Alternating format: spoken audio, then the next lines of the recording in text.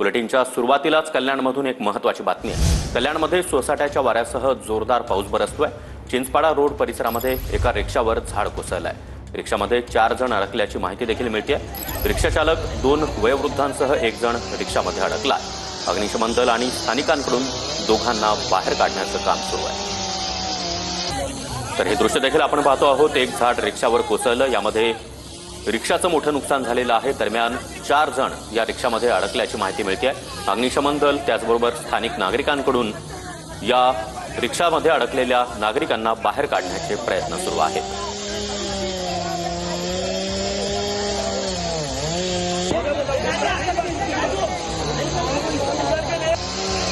कल्याणच्या चिंचपाडा परिसरामध्ये हा अपघात घडलेला आहे। जोरदार पाऊस बरसतोय आणि त्यामध्ये झाड उन्मळून पडल्यामुळे या रिक्षाचा अपघात झालेला आहे। रिक्षामध्ये 4 जण अडकल्याची माहिती मिळते। 2 वयोवृद्ध नागरिक त्याचबरोबर रिक्षा चालक आणि अजून 1 जण असे 4 जण या रिक्षामध्ये अडकून पडले। आणि या संदर्भात अधिक माहिती देण्यासाठी आमचे प्रतिनिधी सुनील जाधव आपल्यासोबत आहेत। सुनील, हे दृश्य देखील आपण पाहतो आहोत। रिक्षाचा मोठं नुकसान झालेलं आहे। त्या रिक्षामध्ये 4 जण अद्यापही अडकल्याचं कळतंय। अगदी बरोबर आहे सागर। आपण पाहायला गेलं तर थोड्यापूर्वी कल्याण डोंबिवली परिसरामध्ये मोठ्या सोसाट्याचा वारा आल्याने अनेक ठिकाणी बत्ती गुल झालेली आणि मुसळधार पाऊस देखील या ठिकाणी सुरुवात झालेली आहे। आणि याच सोसाट्याच्या वाऱ्यामध्ये कल्याण डोंबिवली परिसरात 2 ठिकाणी झाडं पडण्याची घटना घडली आहे। त्यामध्ये कल्याण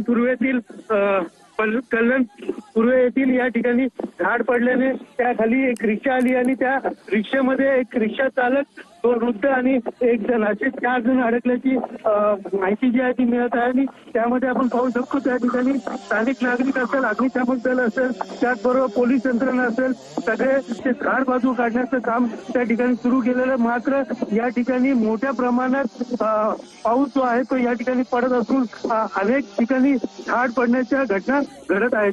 सागर, या माहितीसाठी